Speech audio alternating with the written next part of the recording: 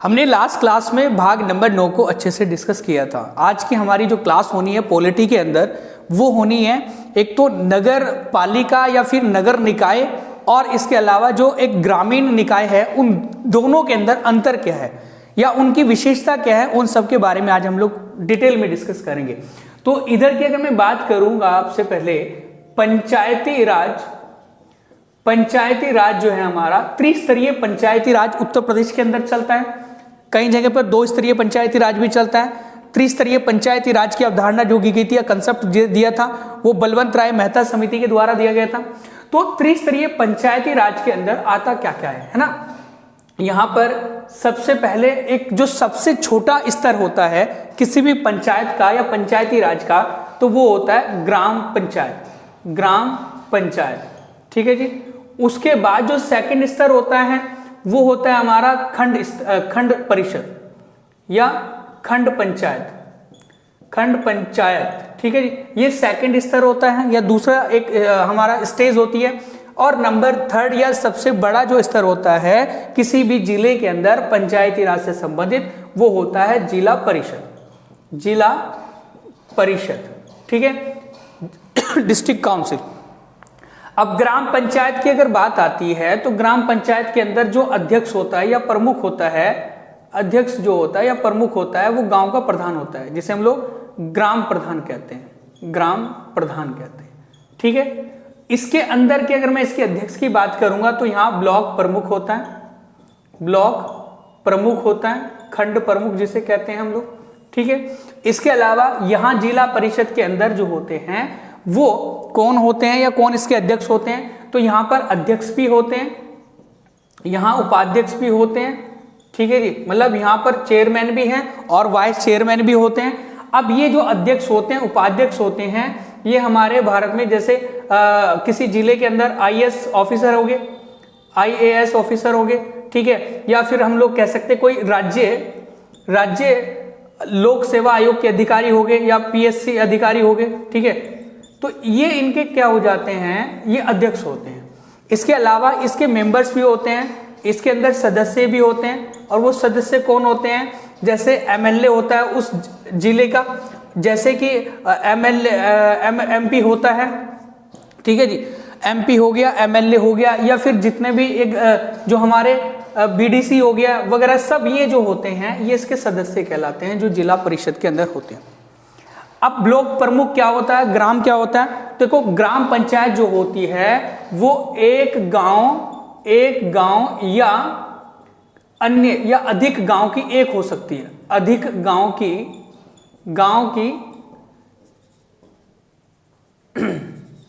एक ग्राम पंचायत हो सकती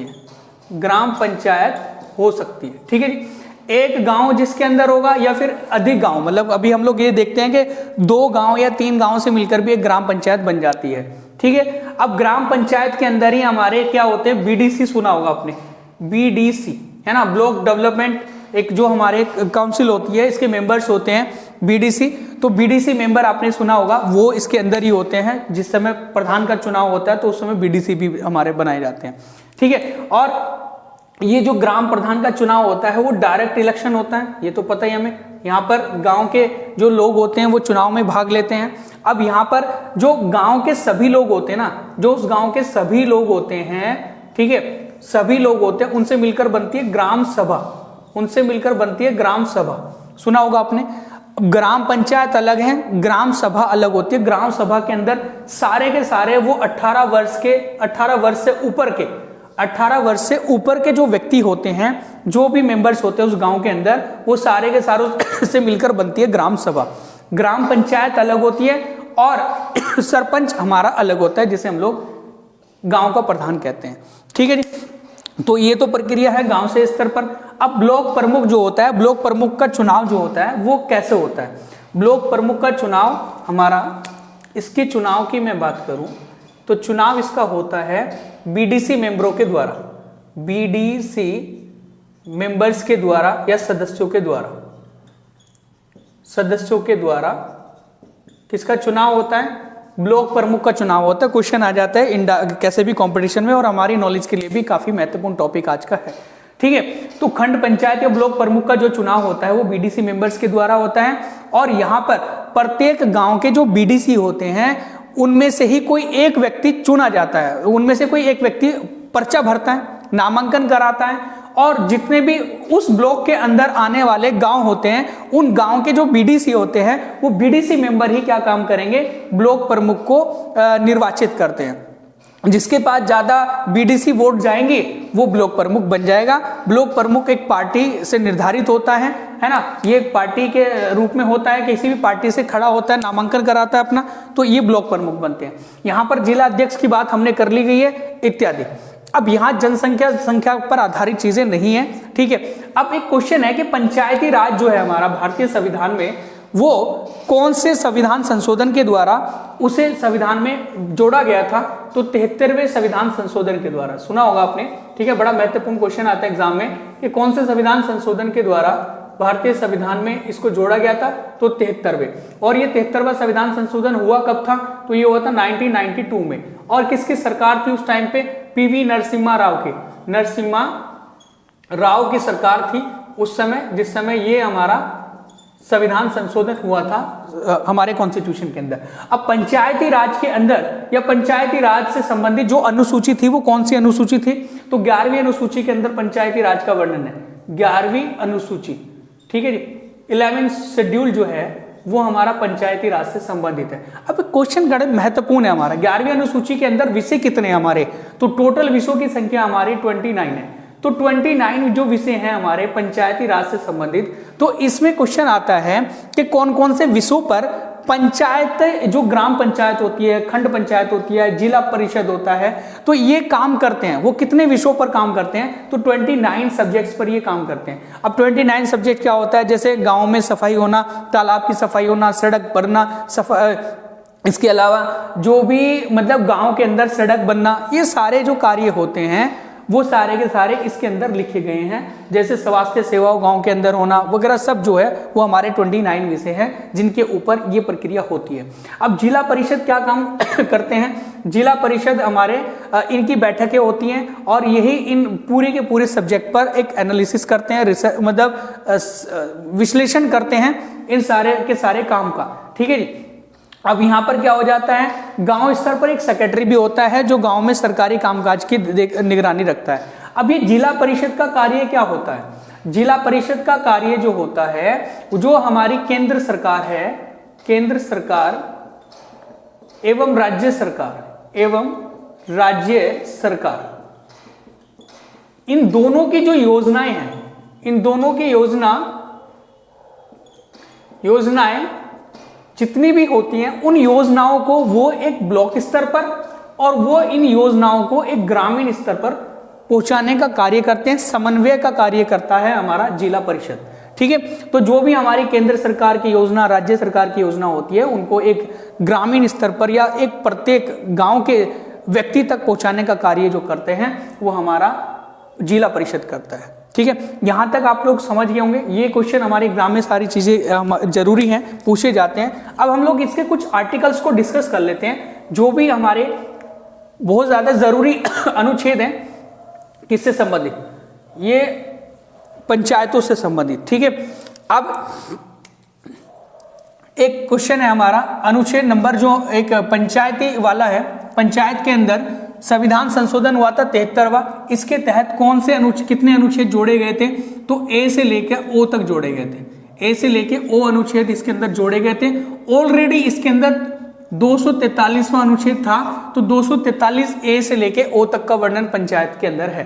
तो हम लोग सबसे पहले देखें कि जो हमारा 243वां अनुच्छेद है, आर्टिकल नंबर 243 है, वो क्या है? परिभाषा है, परिभाषा है। अब परिभाषा किसकी है? जो हमारे ग्रामीण एक परिवेश होता है या पंचायती राज है, इसकी परिभाषा का वर्णन अनुच्छेद 243 के हैं। अनुच्छेद का अगर मैं बात करूं 243 ए के अंदर, ठीक है, तो यहां पर क्या है? ग्राम सभा का गठन, ग्राम सभा का गठन।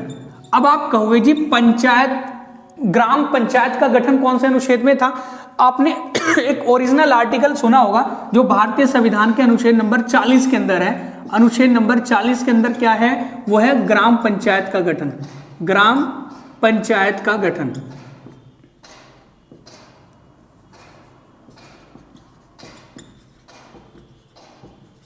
अब ये ग्राम पंचायत का गठन अनुच्छेद नंबर 40 में जो ओरिजिनल आर्टिकल था भारतीय संविधान में, लेकिन ये अनुच्छेद भारतीय संविधान में फिर बाद में जोड़ा गया था 73वें संविधान संशोधन के द्वारा। ये ग्राम सभा का गठन है, यहाँ ग्राम पंचायत का गठन है। ठीक है, अनुच्छेद नंबर 243 बी क्या कहता है हमें, तो ये कहता है ग्राम सभा के बाद देखो ग्राम सभा का गठन है हमारा, असेंबली है ग्राम सभा। देखो ग्राम सभा का यहां पर क्या कर लेंगे, ग्राम सभा जो है हमारे तो वो 243A के अंदर है। और ग्राम सभा का गठन जो है, ग्राम सभा का गठन, गठन मतलब फॉर्मेशन जो है, बिल्ड करना, उसको एक बनाना, निर्माण करना। तो ग्राम सभा का गठन या निर्माण जो है वो कौन से अनुच्छेद के अंदर आता है, अनुच्छेद नंबर 243B के अंदर है। 243C के अंदर क्या है, 243C अनुच्छेद के अंदर क्या है, तो यहां पर संरचना आ जाती है ना पंचायत की संरचना, पंचायत की संरचना, स्ट्रक्चर, ये आ जाता है अनुच्छेद नंबर 243C के अंदर, पंचायतों की संरचना। अब 243 जो हमारा डी है, इसके अंदर क्या आ जाता है, SC ST के लिए आरक्षण। SC ST के लिए आरक्षण का वर्णन कौन से अनुच्छेद के अंदर है, वो अनुच्छेद नंबर 243D है। अब पंचायतों की अवधि, अवधि का मतलब कितने सालों के लिए पंचायत ही होगा या पंचायत होगा, तो कितने सालों के लिए पंचायत होता है, 5 सालों के लिए। अब 5 सालों के बाद ही उसका चुनाव कराना होता है, 6 महीने के अंदर अंदर या उसके अंतराल में चुनाव कराना जरूरी हो जाता है। तो अनुच्छेद नंबर हमारा 243E क्या है, पंचायतों की या पंचायतों की अवधि, अवधि मतलब उनका टाइम पीरियड कितना है। तो ये हमारा आर्टिकल नंबर 243 जो है हमारा F क्या है, 243F के अंदर क्या चीज है, तो वो करके क्वेश्चन है हमारा, पंचायत सदस्यों की योग्यता, पंचायत सदस्यों की योग्यता, पंचायत सदस्यों की योग्यता। ये आर्टिकल नंबर हमारा किसके अंदर है, वो है 243F के अंदर। योग्यता क्या होनी चाहिए, केवल 21 वर्ष की आयु पूरी कर चुके हो पंचायत का चुनाव लड़ने के लिए, चाहे तो वो हमारा ग्राम पंचायत हो चाहे वो खंड पंचायत हो, ये दोनों के लिए। अब यहां 243 हमारा 243G के अंदर, अनुच्छेद नंबर G के अंदर क्या आएगा, तो पंचायतों के कार्य, पंचायतों के कार्य, पंचायतों के कार्य। अब आप कहोगे जी पंचायतों के कार्य क्या होते हैं, तो जो हमारे 29 सब्जेक्ट्स हैं, 29 विषय है, वही पंचायतों के कार्य होते हैं, उन्हीं के ऊपर कार्य करना ही पंचायतों के कार्य कहलाता है, जो 29 सब्जेक्ट है पंचायत के अंदर। तो ये महत्वपूर्ण आर्टिकल्स हैं हमारे जो पंचायतों से संबंधित हैं, इनको हम लोग ध्यान रख सकते हैं। जैसे ए से असेंबली है, तो ग्राम जो असेंबली मतलब सभा होता है। बी हमारा क्या है, बिल्ड करना, जैसे हम लोग बिल्ड कर रहे हैं, निर्माण कर रहे हैं, ग्राम सभा का निर्माण या पंचायतों का निर्माण है। ठीक है, उसके बाद 243C के अंदर है पंचायतों की संरचना। सी से हमारा कंस्ट्रक्शन कहलाता है, कंस्ट्रक्शन मतलब संरचना, उसकी स्ट्रक्चर तैयार करना। डी में हमारा क्या है, जैसे डिप्रेस्ड क्लासेस होती हैं, जैसे SC ST के लिए आरक्षण दिया गया है। ई के अंदर क्या है, अवधि, एक एंड कितना है, मतलब कितना एंड, कहां तक एंड है पंचायतों का, तो ई से हमारा है पंचायतों की अवधि। एफ हमारा क्या है, योग्यता, मतलब उनकी फुलफिल कितना होना चाहिए, क्या उनकी क्वालिफिकेशन होना चाहिए या उनके उनमें क्या उनकी कंडीशन क्या फुलफिल करती है पंचायतों के सदस्य होने के लिए, तो एफ से हो जाता है फुलफिल, तो पंचायत सदस्यों की योग्यता। जी में हमारा क्या उनके कार्य, वर्क है ना, जो कार्य है पंचायतों के कार्य, वो अनुच्छेद नंबर 243G के अंदर है। इसीलिए इसको हम लोग हिंदी में भी पढ़ सकते हैं, कै खे डेड है कै, इस तरीके से करके ये आर्टिकल्स हमारे पंचायतों से संबंधित। अब ये तो था स्ट्रक्चर हमारा पंचायती राज का। अब हम लोग नगर निकाय के बारे में डिस्कस करेंगे कि उसके अंदर क्या स्ट्रक्चर है और कैसे कार्य होता है। और देखो एक आपने कभी नाम सुना होगा पंचायती राज विभाग। पंचायती राज विभाग जो है वो क्या होता है ना, तो किसी भी जिले के अंदर जो हमारा ये जिला है, इस जिले के अंदर पंचायती राज विभाग होता है। ये विभाग ही सारे कार्य करता है। ये इसके नीचे क्या होता है, डीएम होता है, ठीक है। इसके नीचे क्या होता है, बीडीओ होता है, और बीडीओ के नीचे होता है ब्लॉक प्रमुख, ब्लॉक प्रमुख। तो इस तरीके से भी ये हमारी योजनाएं हमारे गांव तक पहुंचती हैं, जहां पर पंचायती राज विभाग है, उसके अंदर फिर डीएम है, उससे नीचे फिर बीडीओ है, ब्लॉक डेवलपमेंट ऑफिसर है, फिर ब्लॉक प्रमुख आता है, और ब्लॉक प्रमुख के माध्यम से ही गांव-गांव तक जितने गांव उस ब्लॉक के अंदर आते हैं वो योजनाएं आगे तक पहुंचती है। तो ये था हमारा पंचायत से संबंधित। अब बात हम लोग करेंगे नगर पालिका का पार्ट। क्या है नगर पालिका और नगर परिषद क्या है, नगर निगम क्या है, इन बातों को अभी गौर से हम लोग समझेंगे, ठीक है। ध्यान से पढ़ने की कोशिश करें।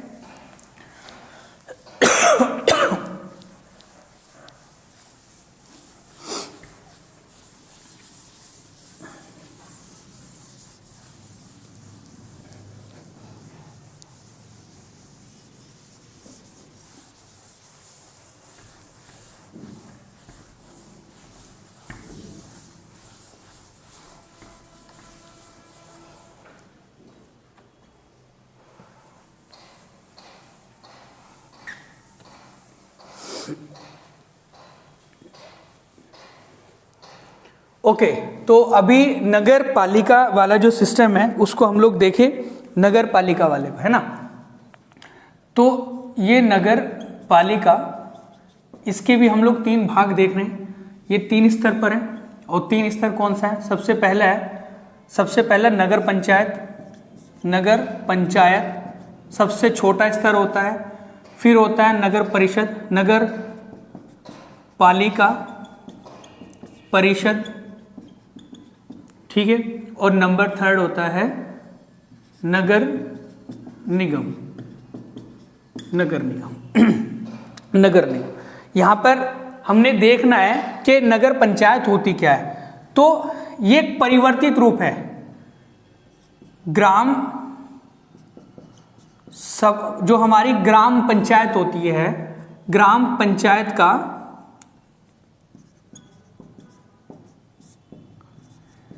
परिवर्तित रूप मतलब जो चेंज हो चुके हैं, मतलब ऐसे गांव जो शहर में आ चुके हैं या फिर उनको शहर में शामिल कर दिया गया है, तो उनके अंदर या वो ऐसे गांव के अंदर या उस ऐसे विलेज एरिया के अंदर नगर पंचायत का गठन होता है। यहां तक समझ रहे हैं आप लोग। तो नगर पंचायत का गठन कहां होता है, तो ग्राम पंचायतों का ये परिवर्तित रूप है ना। इसके अलावा ऐसे गांव जो शहर में आ चुके हैं या शामिल हो चुके हैं, उन गांव के अंदर या उस एक विलेज क्षेत्र के अंदर नगर पंचायत का गठन होता है। ये हमने समझना है। यह सबसे छोटी इकाई है, सबसे छोटी इकाई है किसकी, सबसे छोटी इकाई है शहरी प्रकरण की, शहरी प्रकरण की सबसे छोटी इकाई है। अब यहां होता क्या है, यहां पर नगर पंचायत सदस्य होते हैं, और यहां पर क्या होता है कि जब इनका जो कितने सदस्यों पर, कितनी जनसंख्या पर, क्वेश्चन आ जाता है कि कितनी जनसंख्या पर ये चीज बनाई गई है। तो ये जनसंख्या कितनी होनी चाहिए, तो 11,000 से लेकर 25,000 तक के जो क्षेत्र होता है, 25,000 तक की जनसंख्या वाले क्षेत्र को नगर पंचायत कहते हैं, ठीक है। सबसे छोटी इकाई होता है। अब नगर पालिका परिषद क्या होता है, ये करके क्वेश्चन आ जाता है एग्जाम में। तो ऐसी जहां 20,000 जनसंख्या की मैं बात करूं, ये हमारे कस्बों में या शहरों में, छोटे शहरों में बनाई जाती है नगर पालिका, जिसे कहते हैं नगर पालिका परिषद कहते हैं। अब इसके लिए जनसंख्या कितनी होनी चाहिए, तो इसके लिए जनसंख्या होनी चाहिए हमारी 20,000 से ऊपर, 20,000 से ऊपर, और लगभग 5 लाख तक, लगभग 5 से 5 लाख तक। तो 20,000 से लेके 5 लाख तक की जनसंख्या वाले क्षेत्र को, शहरी क्षेत्र को हम लोग नगर पालिका परिषद कहते हैं। ये हमने समझ लिया। नगर पालिका परिषद किसके अंदर होता है, शहरों के अंदर होता है। यहां पर आपने कभी सुना होगा, यहां चेयरमैन बनते हैं, चेयरमैन। तो इसके अध्यक्ष को हम लोग क्या कहते हैं? चेयरमैन, जो नगर पालिका के हेड होते हैं, अध्यक्ष होते हैं। और यहाँ पर नगर पंचायत सदस्य होते हैं। और ये क्या होते हैं कि यहाँ की ये कई सारे वार्डों में बटे होते हैं, कई सारे वार्डों में बांट के रखते हैं। अलग अलग वार्ड होते हैं, वार्ड 13, वार्ड 14, वार्ड 15 इत्यादि। उन वार्डों के माध्यम से जो पार्षद बन के आते हैं, उन पार्षदों की मदद से ही फिर चेयरमैन बनता है। और कई सारे वार्डों की मदद से ही फिर क्या बनता है? हमारा नगर निगम के अंदर जो महापौर होते हैं, या फिर हम लोग कह सकते हैं मेयर होते हैं, उनका निर्माण होता है, या फिर वो बनते हैं, उनका चुनाव, उनको बनाया जाता है। तो यहाँ 5 लाख, ये पहले तो बड़े शहरों के अंदर होता है, बड़े शहरों के अंदर, शहरों के अंदर नगर निगम होता है। तो बड़े शहरों के अंदर नगर निगम है। और इस बड़े शहरों के अंदर नगर निगम जब बनता है तो कितने लाख से जनसंख्या ऊपर होनी चाहिए? जनसंख्या की दृष्टि से देखा जाता है तो 5 लाख से ऊपर, लाख से ऊपर की जनसंख्या, 5 लाख से ऊपर की जनसंख्या वाले शहरी क्षेत्र को हम लोग नगर निगम में परिवर्तित कर सकते हैं। और वो भी करने का अधिकार किसको होगा? राज्य सरकार को होगा। क्योंकि ये दोनों के दोनों ही सारे विषय जो है, पंचायत, नगर पालिका, सहकारी समितियां, ये हमारे राज्य के विषय हैं। जैसे आपने सुना भी होगा, अनुसूची हमारी 7वीं है, जिसके अंदर संघ सूची, राज्य सूची, संवर्ती सूची है, इस यूनियन लिस्ट है, स्टेट लिस्ट है, एंड कंकरेंट लिस्ट है। उनमें से स्टेट लिस्ट के ही हमारे ये सब्जेक्ट होते हैं। तो राज्य का अधिकार है वो किसको नगर निगम बनाए, किसको नगर पालिका घोषित करे, इत्यादि सब। तो यहाँ जनसंख्या 5 लाख से ऊपर होनी चाहिए, बड़े शहरों के अंदर ये होती है।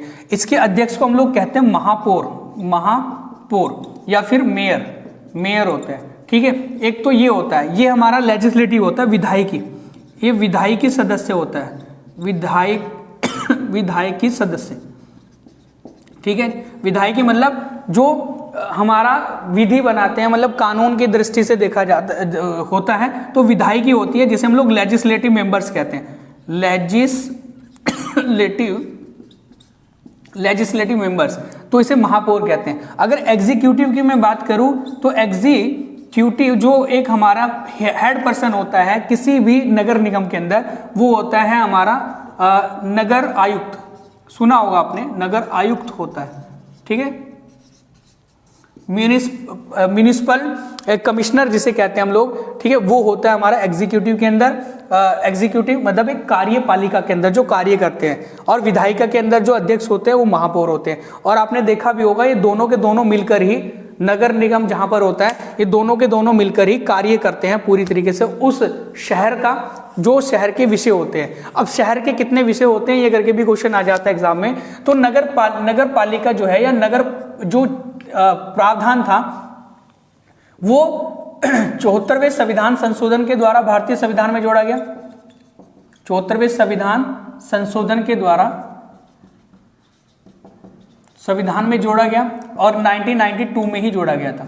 ठीक है, नगर पालिका वाला जो सिस्टम था ये कब लागू हुआ था, क्वेश्चन ये भी पूछ लिया जाता है। तो 1 जून 1993 में ये लागू हुआ था। 1 जून 1993 को लागू हुआ था, संशोधन हुआ था 74वें संविधान संशोधन 1992 में। अब क्वेश्चन हमारे एग्जाम में ये भी है कि इसे कौन सी अनुसूची के अंदर रखा गया है। तो इसकी अनुसूची कौन सी है भाई? अनुसूची कौन सी है इसकी? 12वीं अनुसूची में नगर पालिका आता है। ठीक है, नगर पालिका आता है 12वीं अनुसूची के अंदर। ओके जी, क्वेश्चन ये है कि 12वीं अनुसूची के अंदर विषय कितने हैं? तो 18 विषय।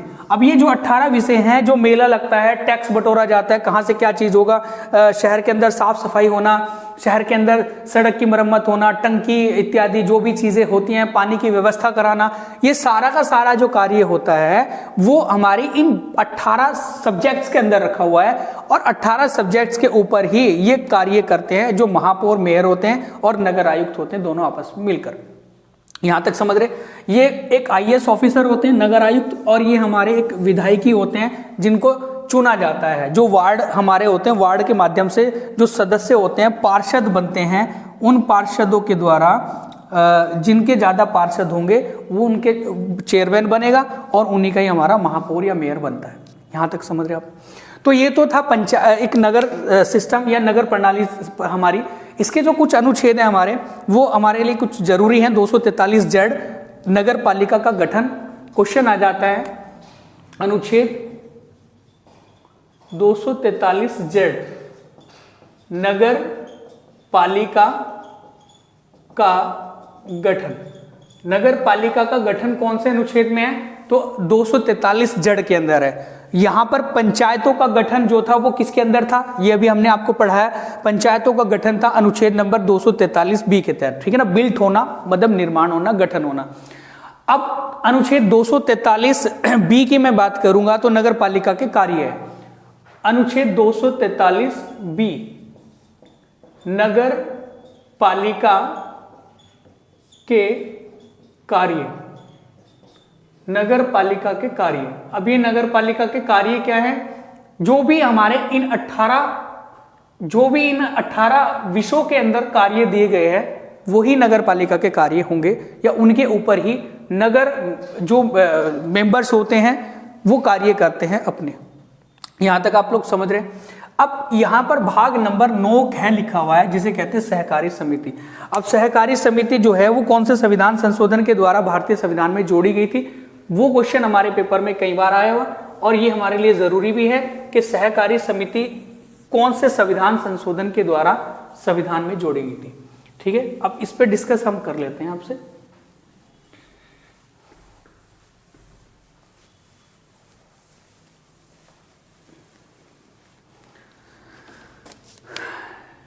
सहकारी समिति, इसको 97वें संविधान संशोधन